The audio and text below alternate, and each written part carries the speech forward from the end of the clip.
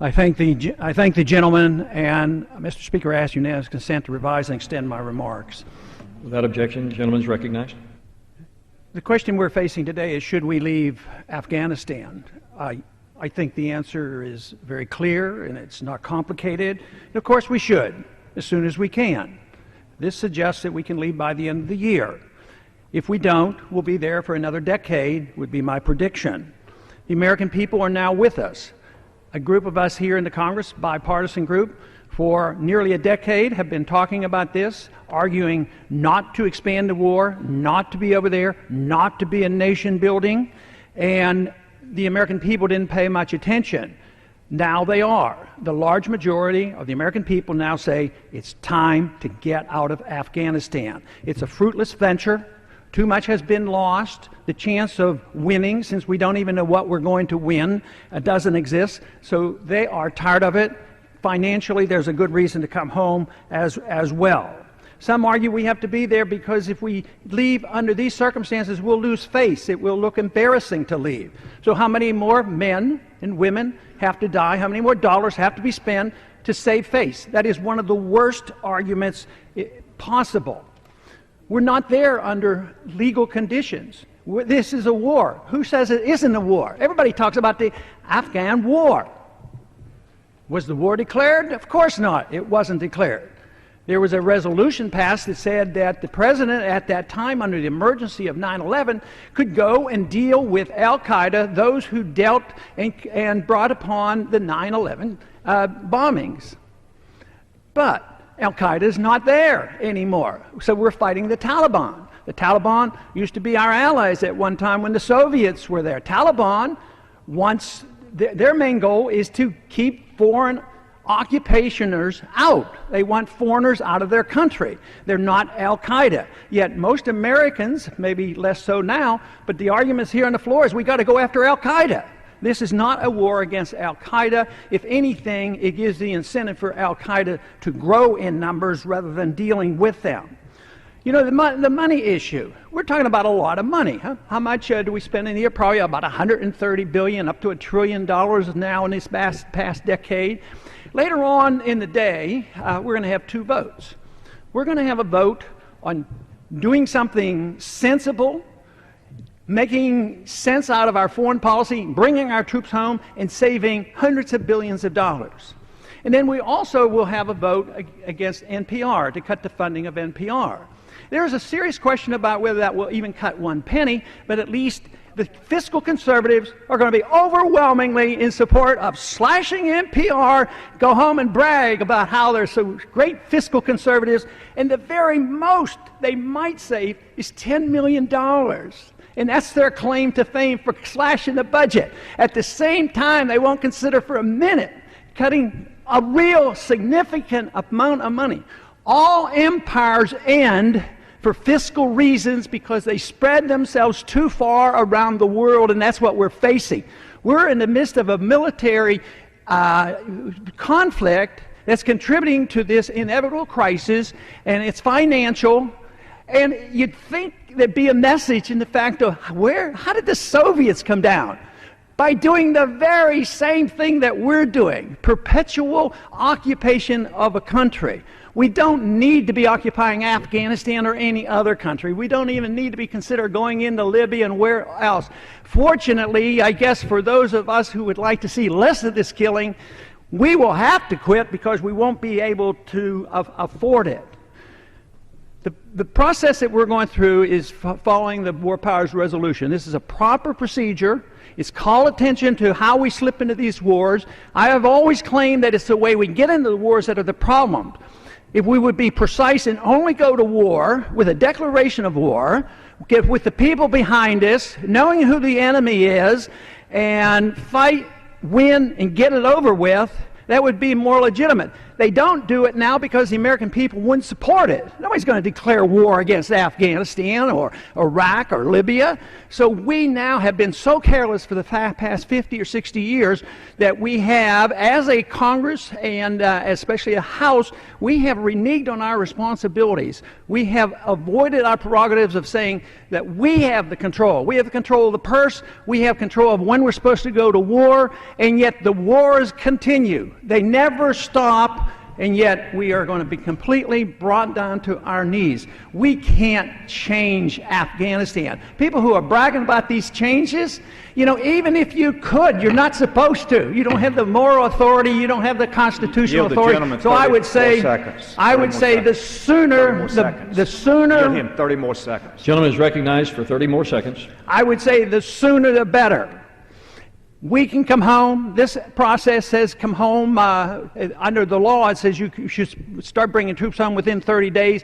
This allows up to the end of the year after this would be passed. But this needs to be done, and a message needs to be sent. And someday we have to wake up and say, if you are a fiscal conservative, you ought to look at the waste. This is military Keynesianism to believe that we should do this forever. So I would say this is the day to be on record and vote for this resolution. Gentleman's time has expired. Does the gentleman...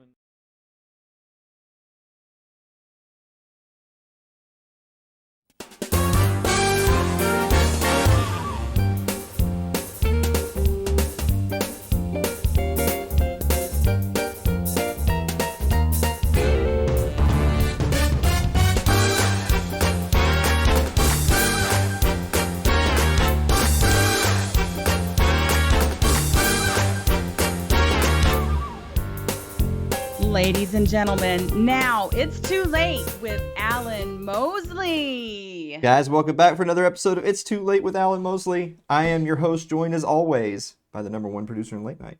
It's Sherry Voluntary. Sherry, how are you doing? I'm great. You know what the hardest shows to do are? The ones where we come into filming time and there's nothing going on in the world. Right. Nothing at all.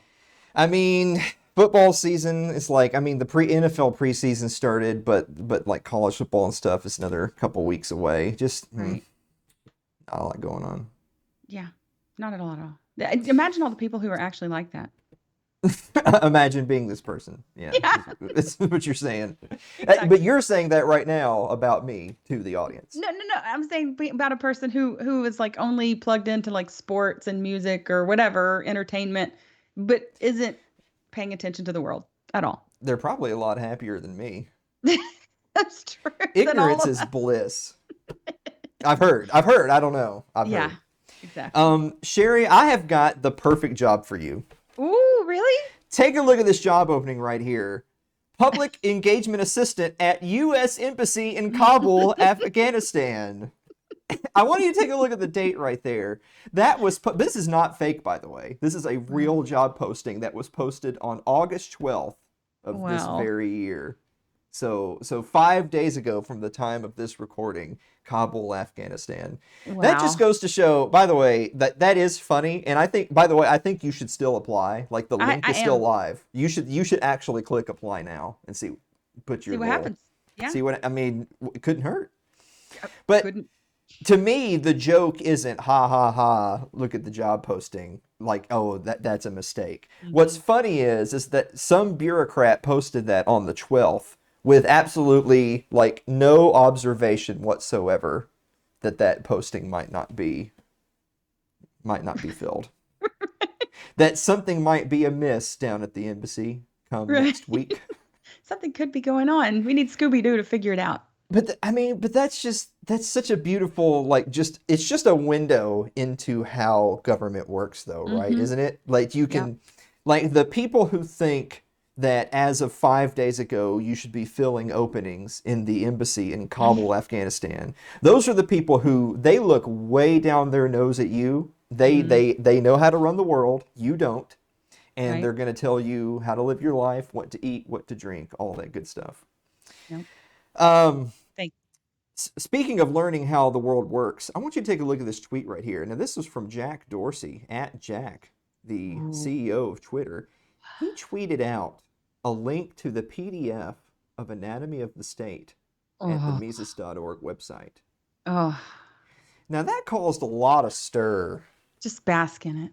Yeah, it caused a lot of stir in social media this past week because I saw what's so weird is that when you see something like that happen, though, you can instantly, like, people, what's the word I'm looking for? People tend to show their true colors whether they really mean to or not. And I'm not talking about Jack, by the way. Right. Jack, he is the CEO of a big tech social media corporation that's in bed with the government. So this has nothing to do with Jack. Him posting that link doesn't make it magically, oh, he's a libertarian, y'all. Right. Like, that's so ridiculous. However, I don't think that the right thing to do is to be blackpilled by it and say, oh, this is a psyop. Oh, they're just tracking to see what people are saying. And so what's amazing is that you have these two distinct groups of people that are retweeting that are commenting on it, that are sharing it, particularly in our ideological section of the community. You have two groups of people. You have the first group that says, oh, Jack posted this thing. This is going to mean a whole lot of traffic to Mises. This is going to be a bunch of people clicking on that link. This is going to be a bunch of people that are not in your Twitter sphere that are kind of getting they're getting a glance into that side of the social media world. Right. And so then there were people saying, oh, if you like this, check this out. I saw Michael Malice, he was posting, oh, if you like that, you can see it in its entirety in my new book, The Anarchist Handbook. Right. You had people like Tom Woods saying, Jack, if you read this, use your platform for good, not evil. Yeah. And that's fine. There's nothing wrong with that. Because that's the white pilled perspective, right? That's people saying, well, let's figure out a way to make this a positive and not look a gift horse in the mouth, as they say. But then you have the black pilled people who are saying, well, he doesn't really mean it. And saying, well, he says that now, but what about this other thing he tweeted? Or says, I actually saw a lot of people doing this, saying, look, you guys are just grifters. You're just trying to jump on his coattails. Okay. And I'm like, so pardon me for trying to reach a wider audience with our ideas. Right. Jesus. How dare you? How dare you? Either way you look at it, it's gonna be seen by many more people than you or I will ever get to see, most likely. Yeah, exactly.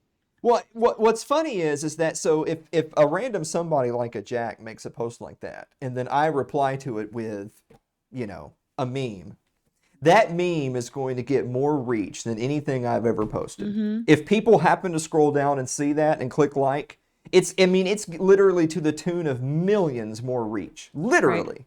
Yeah. Than anything we've ever said or done. Yeah, even if it's for criticism, that's a good thing. Yes. Because people will be exposed to something they wouldn't have been otherwise. And so I just want you to remember this theme for later in the show, that even if something is not perfect, it's okay to celebrate a victory. Remember that for later in the show. Okay. But before we celebrate any victories, I got a question for you, Sherry. Yes? Who fact checks the fact checkers? Santa. Jesus Christ. He sees you when you're sleeping. I actually have the answer. Apparently, it's BuzzFeed News. Take a look at this right here. An investigation from BuzzFeed News found that David Mickelson, the co-founder of Snopes, had written over the course between 2015 and 2019, had written dozens of plagiarized articles for the fact-checking site. Between 2015 and 2019, Mickelson wrote and published dozens of articles containing plagiarized materials from outlets such as The Guardian and the LA Times. They said that they found up to 54, including a wide range of topics such as same-sex marriage and the death of musician David Bowie. Now, that's funny enough. And I saw all sorts of people making jokes and memes about fact-checking the fact-checkers. But what's so funny about this, and I guess this is, because we're kind of on sort of like a Twitter bandwagon right now talking about Jack's tweet and stuff, is that on the one hand, something like Twitter can be used for good. You can reach people. That's what Right. social media theoretically is supposed to be, right? You Yeah. take your ideas or your comments and you put them out there, and you can reach an audience. On the other hand, though, you also, and I would dare say by design, you see things turn into echo chambers. We certainly have our sneaking suspicions that platforms like Twitter and Facebook tend to curate things so that only certain types of ideas get play and other types of ideas are shown the door. No. But that being neither here nor there, you go on a site like Twitter and you look up this very story right here, and this is unimpeachable. I mean, he admitted to it, by the way. So Snopes did an Right. internal investigation, found out that the BuzzFeed News investigation was correct, and they themselves are censoring David Mickelson, their co-founder. So this is not up for debate. He 100% did this. Well, So so if you go on Twitter, which is a very left-leaning site, and you go and look up this article and you start to look at the people that are commenting and retweeting, what sort of perspective do you think you're getting? Do you think you're getting a lot of these progressive, liberal, leftist types saying, well, this certainly gives me pause. right. I'm going to have to think about what I click and write and retweet from now on because they may not have my best interests at heart? Right. No, of course not. All you get, literally, I mean, it's just thousands and thousands of responses. All you get is that, well, just because he copied from an article doesn't mean he's lying. Right. And technically that's true. If you say something and if you say 2 + 2 is 4 and then I write that and then cross out your name and write my name, Right. it doesn't make 2 + 2 = 4 not correct. Right. But what it does mean is that I'm untrustworthy. Mm-hmm. You've Credibility. lost credibility. Exactly so.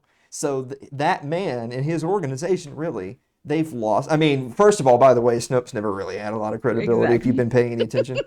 But this is concrete, undisputable evidence that they don't have credibility.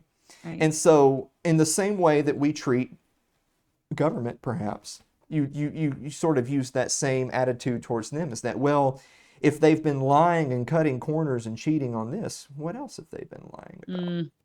Yep. Yep. It's so amazing. There was one comment that I remember in particular, and it actually got its own little trend going. Is but Trump. I mean, it's we're going into later August of 2021 now. The man has not been president for some time. Right. And you still have people, every single time a story like this comes up, the response is, but Trump. Right. And you're like, what does Trump have to do with Snopes lying? Yeah. I hear it all the time too from but Obama did it crowd. Like it's the same. These people, they cannot get over it and move on. Exactly. Speaking of getting over it and moving on, check this out. Take a look at this picture. A lucky fan in the UK spent $2,000. Well, I guess they weren't dollars. I guess they were euros or some shithole country currency. Yeah. Pounds. Pesos, to buy a slice of Prince Charles and Princess Diana's wedding cake. Wow. Now, when I saw that, you want to know the first thing that came to my mind was? What's that, Alan?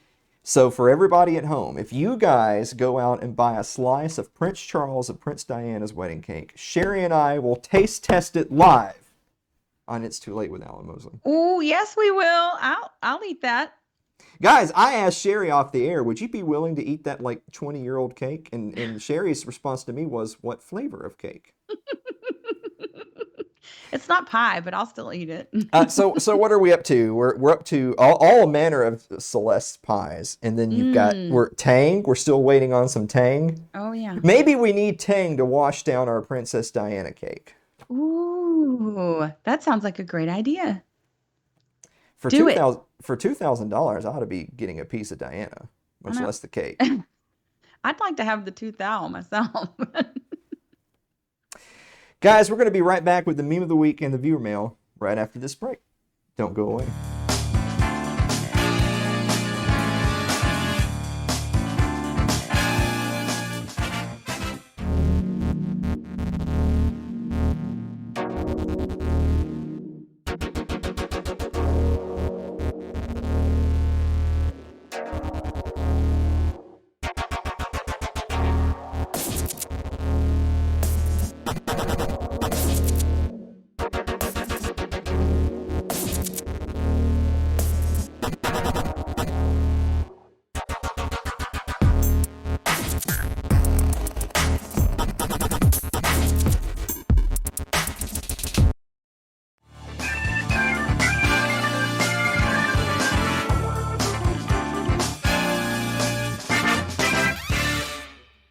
Hey, Sherry, Yes. what time is it? Name of the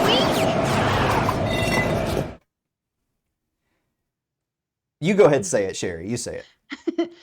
We need to stay in Afghanistan because the women don't have equal rights. it. Man. My favorite Brilliant. part is them putting their hands on the shoulder of the guy in the middle. Oh, So, so good. So good. believe it or not, that I made that, and that was a last second thing that I had to throw together because I had a blue check on Twitter who dared to engage with me. Didn't Marianne know what they were getting in Williamson, for. who was everybody's favorite meme candidate for the Democrats this past election cycle, had tweeted out basically some imperialist garbage, more or less Right. saying that, my heart goes out to all the women. We ought to stay in Afghanistan, y'all. And so me, an intellectual, I retweeted her and said, this is why we have to repeal the 19th Amendment. Sure enough, the very same Marianne tweeted me back and said, but even if I can't vote, I could still tweet thinking emoji. And so then I sent her back that image right there. You'll be shocked to know she didn't follow up. It's funny because wouldn't what she said just prove that voting doesn't even matter? I don't think anyone ever accused the woman of exactly being, Right. Right. a critical thinker, but we do have a bonus meme. Check out the bonus meme. When your pullout game is atrocious. Oh, it's easier to have a pullout game than any of those people. Well, I mean, if you didn't go in, you don't have to pull out. I'm just saying. It's a lot of people could take that lesson and do well. All of a sudden, we're big fans of Planned Parenthood on this program. No, the rhythm method.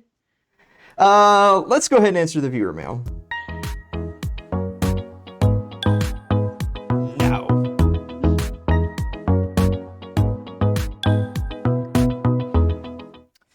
We're starting off this week with Andrew Avery, who writes, Dear Alan and Sherry, would you eat a box of animal crackers if the seal was broken?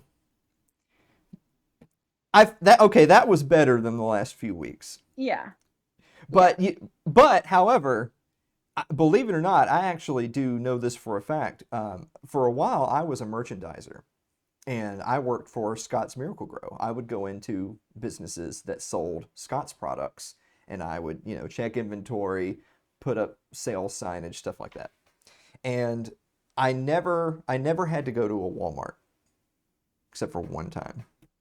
And the one time that I had to go by a Walmart just to make sure that the products were out on display and all that stuff, I happened to go by the customer service desk, and there was this lady there. I don't know her name, but I'm pretty safe. We could say it's Karen. And she was just letting the like 16-year-old zit covered guy behind the counter, just letting him have it. Oh. And the reason she was letting him have it is she had brought back her package of Oreos, and the Oreos in the corner were broken up. Oh, how dare he? Well, because he did it, Sherry. Right. He did that to her. He did, and not only did he do it, he did it to her. Yeah, acne-induced rage. Just Jesus Christ. I tell you what, all of a sudden, I'm a big fan of COVID. I just right. I gotta tell you. Yeah. Anyway, Jonathan Carranza writes, Dear Alan and Sherry, would you like to extend your car's warranty? Could you, Sherry, for next week, can you make sure we don't have spam in the viewer mail? Right. Like, is that something you can do? Now I know who's been calling my phone. Yeah, it's Jonathan. Stop it. Jesus. Clay Davis writes, Dear Alan and Sherry, what sensation do you get whenever you snap into the cool, delicious goodness of a York peppermint patty? Oh. I thought Clay was worked for a beer company. He apparently works for York. I think he's drinking all the beer. Yeah. And then getting on the interwebs. I feel like, so would we, like, do we get in trouble for that sort of thing? I know we don't, because basically the only people who watch the show are the people who are asking these questions. But like, if this went viral, would we get in trouble for having long conversations about like name brand products? Your guess is as good as mine. Well, anyway, do you like your peppermint patties? I do like them. They're pretty yummy. Okay. Would you eat a York peppermint patty that was at Prince Charles and Prince Diana's wedding? If I were invited, yes, I guess I would. Okay. Would you eat a York peppermint patty that was in Prince Diana's car? Oh, before or after? After for $2,000. No. Coward. That's why I have the host chair right there. Bloodborne illness, Alan. It's been 20 years. I'm sure it's dead. Wow, Clay. That's all I have to say. Clay, you should be worried about your football team. That's what you should be worried about. Lyle Durio writes, Dear Alan and Sherry, do you like Tic Tacs? Does it seem like there's some kind of like minty spearmint theme to this week's viewer mail? You know what the best Tic Tacs are, though? They're the orange ones. The orange ones are just delightful, and I love them. But I thought the whole point of Tic Tacs was like as a breath freshener. But to me, the orange ones are just candy. They're not a breath freshener. Candy, they're just and that's candy. Why they're like Luden's cough drops. They're just cherry. The Luden's cherry is delicious. Just candy. So I was never a big Tic Tacs person because I always got Altoids. Curiously strong mints for the agent of chaos. Yes. Yes. The cinnamon Altoids are just candy too. They're delicious. You're giving me a lot to think about. This was supposed to be a funny segment. All of a sudden, it's got me thinking. And finally, this evening, Brian Seifert writes, Dear Alan and Sherry. By the way, he's the only person who actually did write Dear Alan and Sherry, not me add Dear Alan and Sherry, because these uncouth barbarians don't know how to address a viewer mail. Lazy. Was it? No, my bad. I'm so sorry. Clay also wrote Dear Alan and Sherry. My bad, Clay. Jesus, calm down. Clay. Jeez. Ryan Seifert writes, Dear Alan and Sherry, what was your favorite childhood cartoon? Sherry, what was your favorite childhood cartoon? Oh, Bugs Bunny has always been my favorite. Like the Looney Tunes are the best. So, I mean, I guess I'm good with Looney Tunes overall. I never really liked Bugs Bunny. I thought he was kind of a dick. That's what made him great. I always really wished that Daffy would, beat him physically. Or Elmer Fudd would shoot him. I mean, he has a gun, for God's sakes. That's terrible, but he's a Fudd. I mean, Bugs was just like always calm, cool, and collected no matter what. And he should have, but he was bad at directions because he always should have taken that left turn at Albuquerque. Foghorn Leghorn was the best. Foghorn Leghorn was great. Yeah. But that's in the Looney Tunes, yeah. So good. So you guys don't know this. Foghorn Leghorn is my dad. That's my father. I'm actually Mr. Leghorn Jr. So he's Foghorn Leghorn Mosley. Yes, that's correct. So my favorite cartoon when I was little was probably Teenage Mutant Ninja Turtles. Yeah, I can believe that. Before they turned into whatever the hell Michael Bay turned them into a few years ago. Bundles of sticks. Yeah. Where's the thing? Play the thing. Where is it? Where's the thing? Here we go. Oh, you know what I forgot to do? I was gonna add like a little sound effect. That'd be nice. If not, then maybe something gay like that. Yeah, or a little hover, like a little small engine plane sound. Mm-hmm. That'd be cute. So Louis C.K. had the little bit where he was pretending to be that. He'd say, people from Phoenix are Phoenicians. Something like that. Like that's what would play when the thing goes by. Yeah, that's good. I love how we're wasting time when we have like really deep stuff to get into the rest of the show. So we better go do that. Important matters. Important matters indeed. Guys, we're going to be back to talk about Afghanistan right after this break. Don't go away.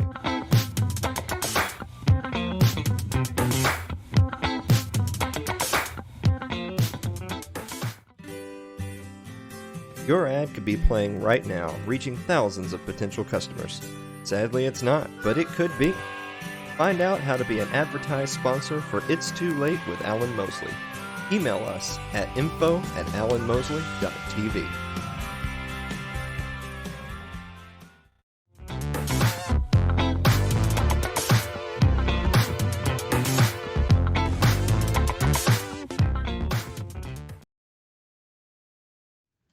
Imagine for a moment that somewhere in the middle of Texas there was a large foreign military base. Say Chinese or Russian. Imagine that thousands of armed foreign troops were constantly patrolling American streets in military vehicles. Imagine they were here under the auspices of keeping us safe, or promoting democracy, or protecting their strategic interests. Imagine that they operated outside of U.S. law and that the Constitution did not apply to them. Imagine that every now and then they made mistakes or acted on bad information and accidentally killed or terrorized innocent Americans, including women and children, most of the time with little or no repercussions or consequences. Imagine that they set up checkpoints on our soil and routinely searched and ransacked entire neighborhoods of homes. Imagine if Americans were fearful of these foreign troops and overwhelmingly thought America would be better off without their presence. Imagine if some Americans were so angry about them being in Texas that they actually joined together to fight them off in defense of our soil and sovereignty because leadership in government refused or were unable to do so. Imagine that those Americans were labeled terrorists or insurgents for their defensive actions and routinely killed or captured or tortured by the foreign troops on our land. Imagine that the occupiers' attitude was that if they just killed enough Americans, the resistance would stop. But instead, for every American killed, 10 more would take up arms against them, resulting in perpetual bloodshed. Imagine if most of the citizens of the foreign land also wanted these troops to return home. Imagine if they elected a leader who promised to bring them home and put an end to this horror. Imagine if that leader changed his mind once he took office. The reality is that our military presence on foreign soil is as offensive to the people that live there as armed Chinese troops would be if they were stationed in Texas. Shutting down military bases and ceasing to deal with other nations with threats and violence is not isolationism. It is the opposite.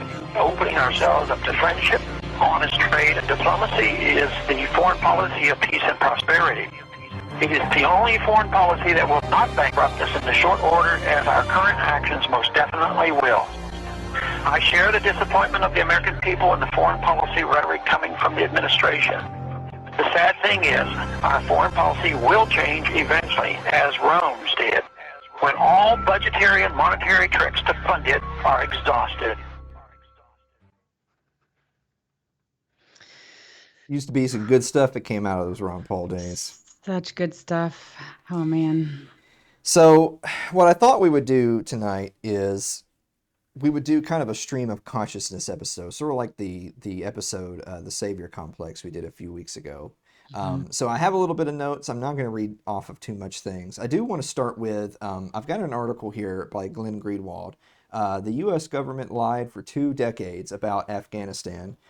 Using the same deceitful tactics they pioneered in Vietnam, U.S. political and military officials repeatedly misled the country about the prospects for success in Vietnam.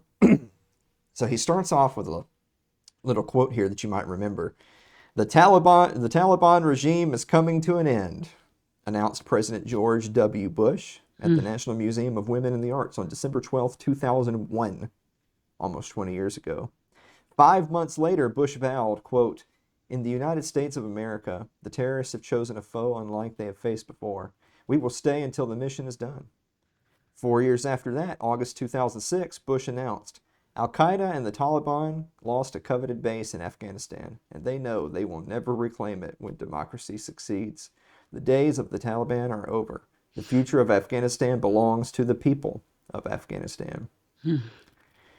Now, obviously, that didn't quite work out as W predicted.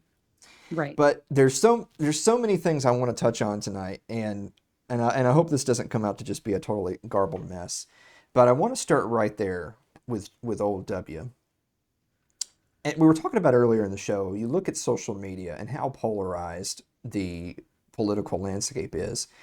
And as you guys are all perfectly aware at this point, at least as of this recording, at least if we take things at face value, it looks like the war in Afghanistan is coming to an end. Mm-hmm. Now that might not even be true by the time we upload this episode. But if we're taking it at face value, the war in Afghanistan is coming to an end.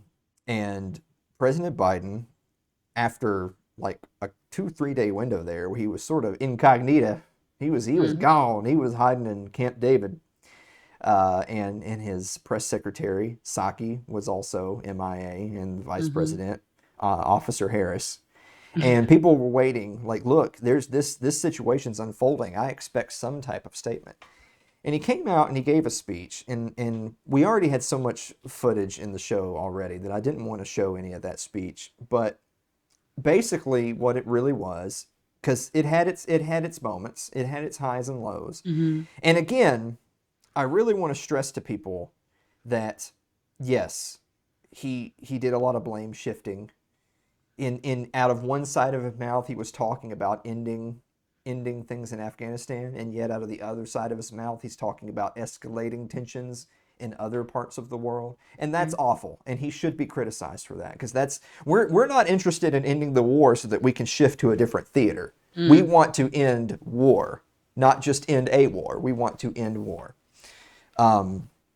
However, I'm not going to look a gift horse in the mouth, as they say, and not be willing to celebrate that, at least on the surface, it appears that the war in Afghanistan is ending, even if it is a bit of a Pyrrhic victory. So I want to start off by talking about that, and I know a lot of people were very critical of Biden, but he at least appeared to really dig in his heels and say, no, I'm sticking by my decisions. We're withdrawing right now. Yeah. And there's a lot of people really upset with how the withdrawal kind of came about, how it's going. Now, we joked here in the very beginning of the program that, look, you can look last week, they were looking to fill spots in the embassy. So look, this is the state we're talking about, guys. These people don't exactly have the best track record of doing anything, whether they genuinely want to get it done or not. It's not even a matter of good and evil at that point. They're just bad at everything they do because they necessarily must be. That's what they are. However, something I've been telling a lot of people is it was always going to end this way. And I know that sounds short and curt. And there's a lot of people saying, well, shoulda, woulda, couldas. They should have started sooner. They should have stuck perhaps to Trump's original date of pulling out. They should have started the evacuation sooner. They shoulda. Right. And yeah, okay, sure. I'll agree with all that. But there was never going to be a good withdrawal. Right. The people, the invested interest, the crony capitalists, the military-industrial complex, the Leviathan who has had his tentacles in the Middle East for decades and decades, and all the preceding presidents, by the way. Biden is getting a lot of heat. He's getting a lot of heat from neocons because war is what they love. I mean, boy, I tell you what, if you want to see some mad women right now, go look up Liz Cheney and Meghan McCain. Yes. Boy, they are, they're just, man, they are ready to literally box with Joe Biden because they can't, it's unfathomable to them that their father's beautiful war is coming to an end. Right. Yeah. Yeah. And so he's taking heat from that side. He's taking heat from the traditional GOP. I say traditional because look, the neocons have been in control of the GOP for long enough now. That is the GOP. Yeah. There's no such thing as this mythical long lost conservative. They are the GOP. Lindsey Graham, that is the GOP. Mm-hmm. They're upset because they don't want to see the war coming to an end. They want troops back in there. Biden's getting a lot of heat from his own side of the aisle. You've got impeach Biden now and President Harris trending on Twitter every day now. But which, by the way, just as a quick aside, you guys do realize that in the eventuality that poor pudding brain Biden finally collapses, that means you're going to get President Kamala Harris. And if by some crazy chance that the resignations go across the entire administration, then you get President Nancy Pelosi. You know that, right? That's what you get. So tap the brakes on that. Things could get worse, you mean? Oh, things could get worse. But going back to knowing that things were always going to end this way and not acting so shocked and clutching pearls and wringing hands by what you're seeing in the news, boy, it just goes to show how few people actually read the Afghanistan papers. So we had the link right there, and Greenwald talks about it in his articles as well. Just back in 2019, you had in WAPO the Afghanistan papers that talked about, as a hat tip to the Pentagon papers. You had these hundreds of different officials that were making statements, that were writing pressers and doing things behind the scenes, that were saying, look, guys, every single thing you see and hear coming out of Afghanistan is going through the state's filter. They're trying to make it sound like these Afghan security forces are worth a damn. They're trying to make it sound like this democratic government that's been set up in Kabul, that it's stable and it's healthy, and that should we walk out the door, and of course when I say we, I mean the United States regime, should they walk out the door today, that tomorrow they will carry on. They will be able to maintain their presence in the region. They're going to be able to fight their own civil wars. That was never true. Mm-hmm. That was never true. I saw Justin Amash. He had tweeted something out very recently, and I've got problems with Amash because he's a beta. But that being neither here nor there, he one thing he said that was true, which was people like us Ron Paul types, the man who we've been featuring at the start of our segments. A man like Ron Paul would be the one to tell you that an idea whose time is to come cannot be stopped, and that you can defeat an army, but you can't defeat an ideology. Right. And people have to accept something for it to be true and good, and for it to survive and thrive even. And a great many people in that part of the world do not share the values and ethics that you and I share. The Taliban was always going to reclaim that country. You could destroy the Taliban's armies, but you could not destroy the ideology, and you couldn't take away from people's brains the thought processes that they have. As our little graphic to start this one showed, you have people that, no matter how oppressive the regime may have been before, what they all can agree on is they don't want foreign invaders on their soil. They may not agree on exactly what tribe should be installed in Kabul, but they can all agree it's not going to be Americans. It's not going to be Western values. It's not going to be the UN. They're not going to be the ones that are ruling in Kabul. I'll guarantee you that. Certainly not by force. Certainly not by force. And so, scrolling all the way down here towards the bottom, there was just one thing I wanted to point out. As the Post explained, the documents contradict a long chorus of public statements from U.S. presidents, military commanders, and diplomats who assured Americans year after year that they were making progress in Afghanistan and the war was worth fighting. Those documents dispel any doubt about whether these falsehoods were intentional. Several of those interviewed described explicit and sustained efforts by the U.S. government to deliberately mislead the public. They said it was common at military headquarters in Kabul and at the White House to distort statistics to make it appear the United States was winning the war that was not the case. Every data point was altered to present the best possible picture. Bob Crowley, an Army colonel who served as senior counterinsurgency advisor to the U.S. military commanders in 2013 and 14, told government interviewers. Surveys, for instance, were totally unreliable but reinforced that everything we were doing was right and we became a self-licking ice cream cone. I like that. John Subko, the head of the federal agency that conducted the interviews, acknowledged to the Post that the documents show the American people have constantly been lied to. This isn't new. This isn't a recent development. It makes me also think, there's so many things it makes me think of. It makes me think of Edward Snowden and Julian Assange. You think of all the things that have happened over the last 10, 20 years, the leaks, things like the Afghanistan papers being published. You think of some of the great and terrible things that have been done by the American regime in Afghanistan. And I think this is where you're going to get a lot of people really hot. And we're going to take a break after this so everyone can go grab a drink and cool down. Mm-hmm. It's so easy for all of us to think, because we see servicemen and women, right? We have some of them as our friends and our neighbors. We have some of them in our little libertarian community. And sure, a lot of them agree with us that the empire is terrible and that they don't approve of the wars. But they still have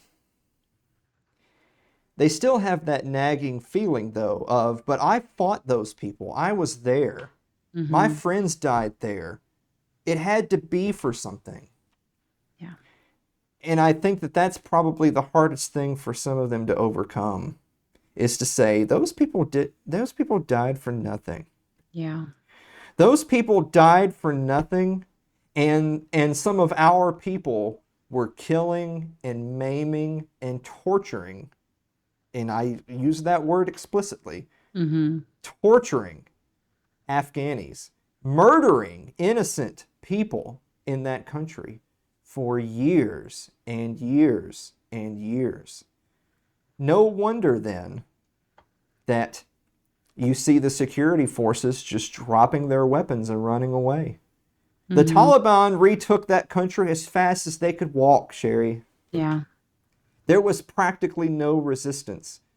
And while there will absolutely be a lot of suffering there among the collaborators, people that they see as collaborators, people who were friendly to Western regimes, you also see a lot of people dancing in the streets. Yep. Because it's not that black and white, is it? Nope. Let's take a quick break, and we'll talk a little bit more about our friend Ron Paul right after the break.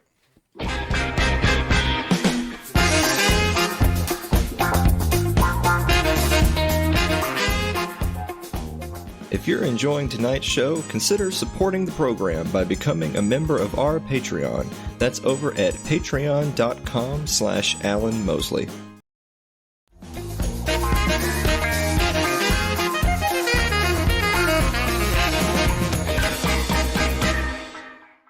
Madam Speaker, I have a few questions for my colleagues. What if our foreign policy of the past century is deeply flawed and has not served our national security interests? What if we wake up one day and realize that the terrorist threat is a predictable consequence of our meddling in the affairs of others and has nothing to do with us being free and prosperous?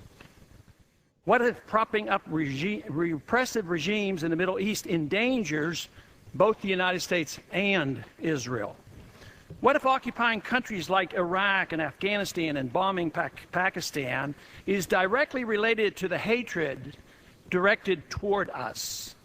What if someday it dawns on us that losing over 5,000 American military personnel in the Middle East since 9/11 is not a fair trade-off for the loss of nearly 3,000 American citizens, no matter how many Iraqi, Pakistani, and Afghan people are killed or displaced?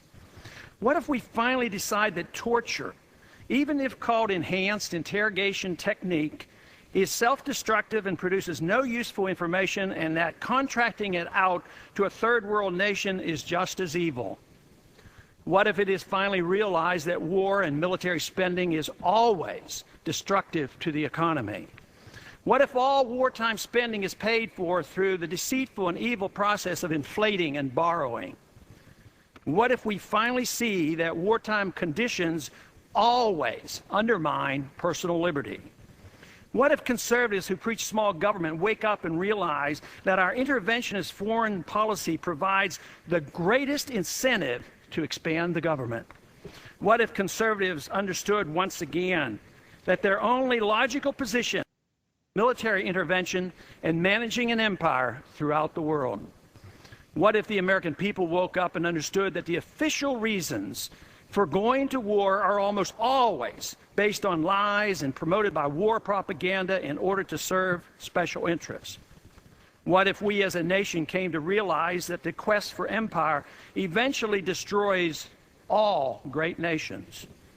What if Obama has no intention of leaving Iraq? What if a military draft is being planned for the wars that will spread if our foreign policy is not changed? What if the American people learn the truth, that our foreign policy has nothing to do with national security, that it never changes from one administration to the next? What if war and preparation for war is a racket serving the special interests? What if President Obama is completely wrong about Afghanistan and it turns out worse than Iraq and Vietnam put together? What if Christianity actually teaches peace and not preventive wars of aggression?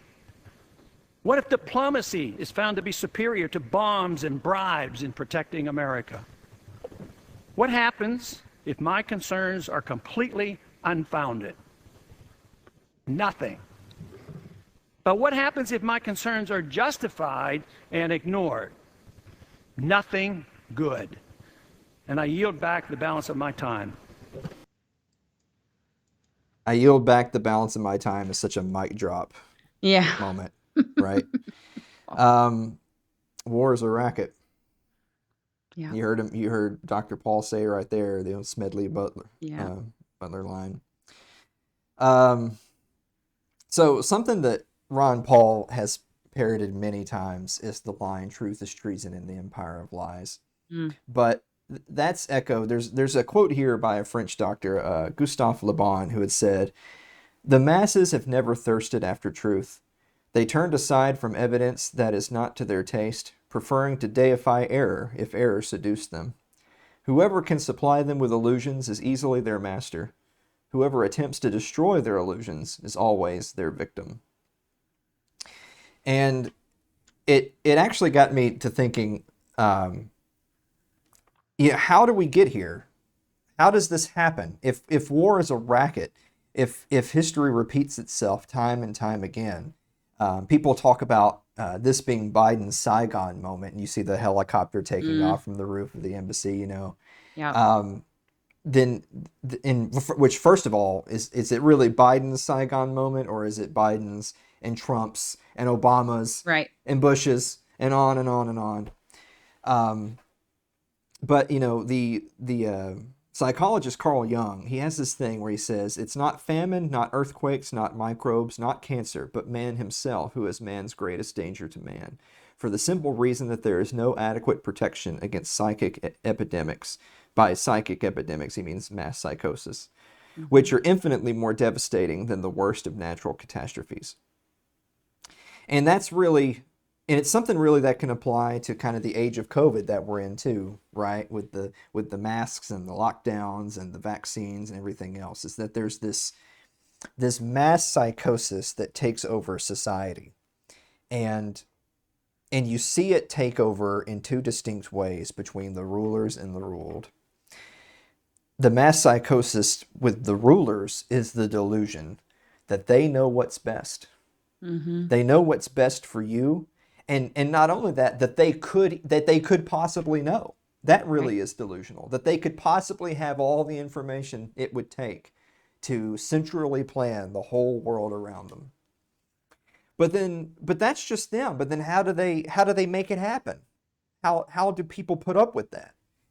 but that's because a great part of the rest of society has also fallen under a mass psychosis, and they're delusional because it requires a delusion for people to revert back to that sort of childlike state where they're easily pawns for the people that rule them. So anyway, Ron Paul actually had an article that he put out on this topic. He says, Kabul has fallen, but don't blame Biden. The U.S. experienced another Saigon moment, this time in Afghanistan. 20 years, trillions of dollars, all, of course, the deaths and destruction. The rush is on to find somebody to blame for the chaos in Afghanistan. Many of the experts are doing finger pointing as to who's to blame.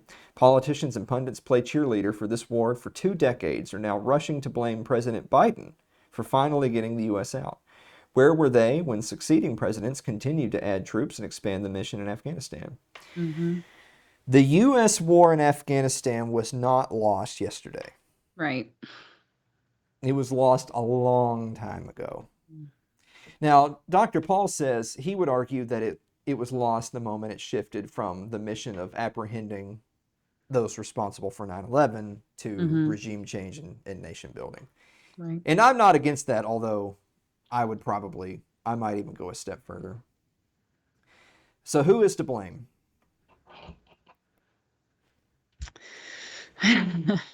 So, of course, Ron Paul was a congressman. He was in the House of Representatives for about 8 trillion years. So he actually, the first people he lists is Congress. Congress is to blame. They kicked the can down the road for 20 years, continuing to fund the Afghan war long after even they understood there was no point to the U.S. occupation. There were some efforts by some members to end the war, but most, on a bipartisan basis, just went along to get along. And that's another important thing to recognize, too. We've had years of Democrat presidencies and Republican presidencies in the last 2 decades. And you've had Democrat-controlled Congresses and Republican-controlled Congresses. And it didn't make one whit of difference, did it? Nope. The Pentagon's budgets were always passed. The coffers were always full. Here's another good point, and I know our friend Kevin Gutzman, has brought this up as well. The generals and other high-ranking military officers lied to their commander-in-chief and to the American people for years about progress in Afghanistan. The same is true for the U.S. intelligence agencies. Unless there's a major purge of those who lied and misled, we can count on these disasters to continue until the last U.S. dollar goes up in smoke. Yep. That's an important one to expand upon for just a moment. I've seen people talking about things like, when Napoleon and most of his leading lieutenants took over a big chunk of Europe, they were young men. They were young men, like 20-somethings, were leading armies against some of the biggest empires in the world. We've fallen into this, maybe it's part of the psychosis, I don't know. You have these generals, these U.S. intelligence apparatchiks, the deep state, if you will, and you've got these career bureaucrats and politicians who have been in service for 20, 30, 40 years or more, men that are in their 50s, 60s, even older, and they lead the country to disaster, and they don't just lead to disaster despite their best efforts. One could argue that was the point, because their efforts weren't to win. Their efforts were to help the military-industrial complex. Their effort was to build more airplanes, build more missiles, build more tanks, spend more money. That was their goal, and by that logic, they did a great job, didn't they? Their goal wasn't to win anything. Their goal was to have a bigger budget next year. Yep. But those people ought to be lined up against a wall and fucking shot. Yep. But that's not what's going to happen. Every single one of those people are going to retire with a full pension and then go get a job at goddamn Halliburton or Raytheon or something. Every single one of them. Their lives will improve. Yeah, things are only going to get better for them after this, not worse. That's the ones that move on. Some of the other ones may be still in office for the next regime change, wherever that may be.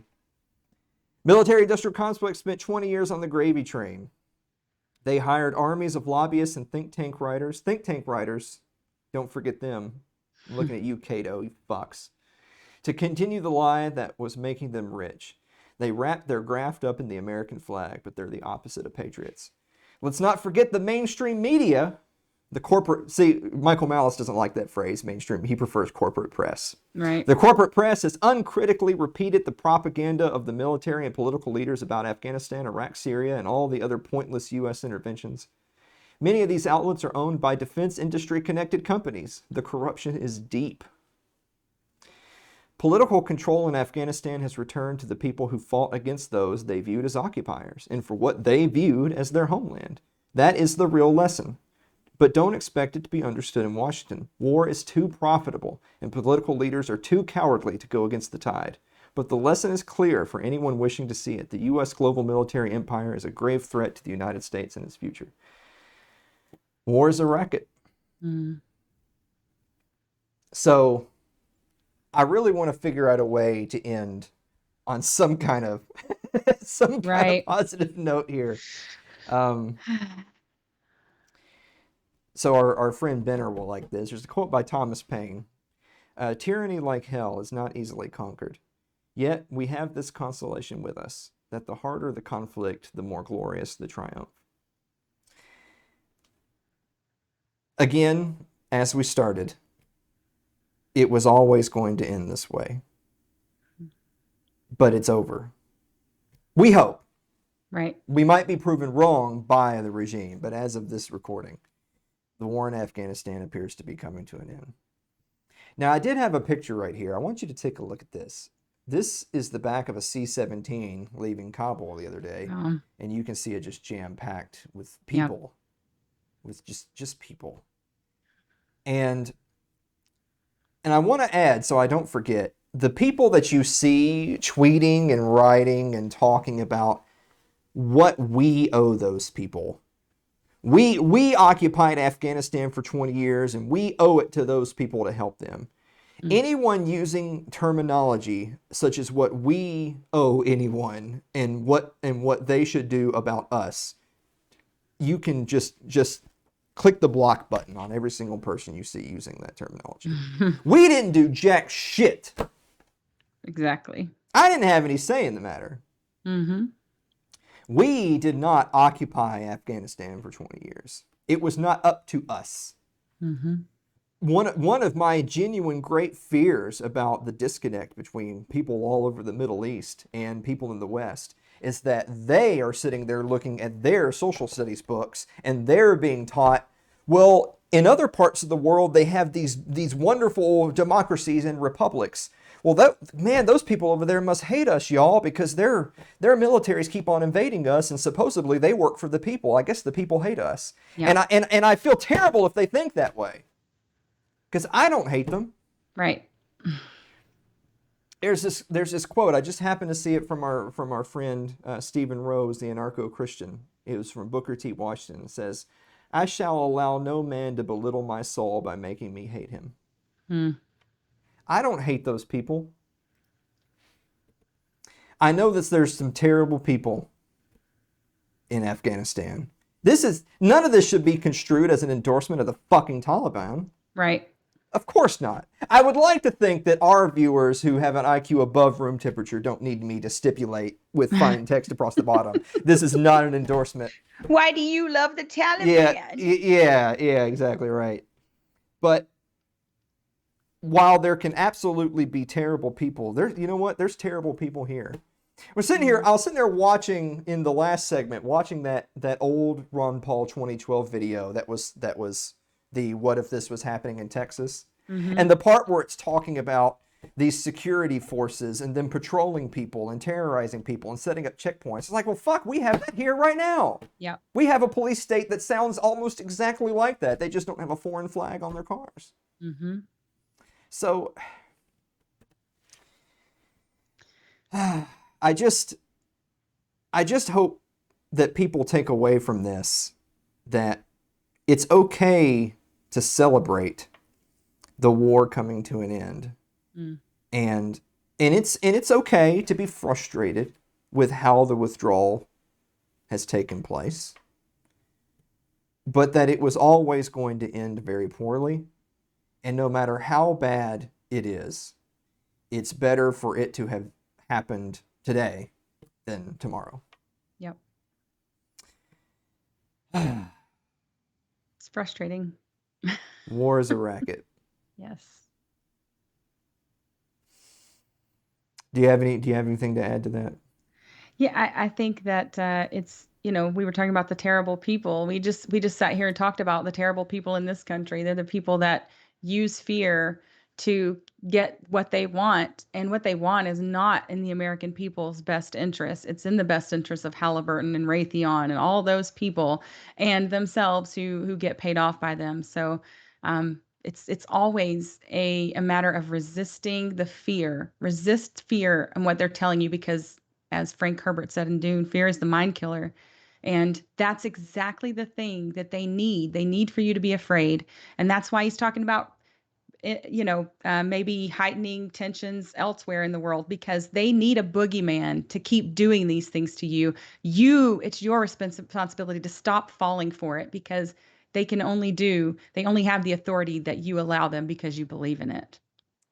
Actually, that just reminded me, Sherry. I know how I'm going to end the segment this week. Oh boy. So there's one thing that disgusts me more than anything, and it's people that have absolutely no humanity at all. They have no empathy for the death and the suffering of other people. And it doesn't matter what their skin color it is. It doesn't matter where they're from. It doesn't matter whose side they were even on. Mm-hmm. You have to have humanity in understanding that the death and the murder and the torture and the destruction is wrong. And that we talk about the unseen, the seen and the unseen on this program. And it's not just purely an economic concept of, well, what would we have spent our dollars on? It's also the human capital. What could those human beings have done on this earth had they not had their lives taken from them? Yep. So I've got a phrase for you guys. This is my gift to you. The next time you come across that random boomer uncle or whoever on social media that leaves you a phrase where they don't care what happens to those people, or even better yet, the ones who say things like, well, I can solve this problem real quick. We ought to just turn that whole country to glass. God. This is what you can say to them from now on. You just hate them because they're free. We're going to be back to wrap up the show right after this break. Don't go away.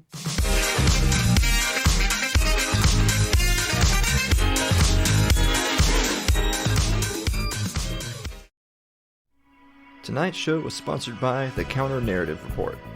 The CNR is all about bringing you a rational look at the supposed official narratives being peddled by big tech and the corporate press.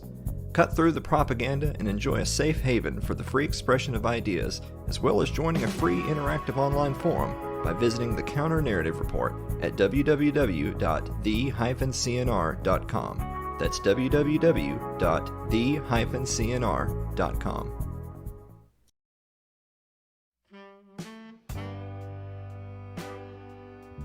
Like our Facebook page. It's facebook.com/Alan Mosley TV. You can follow me on Twitter. It's twitter.com/Alan Mosley TV. Subscribe to our YouTube page. It's youtube.com/Alan Mosley TV.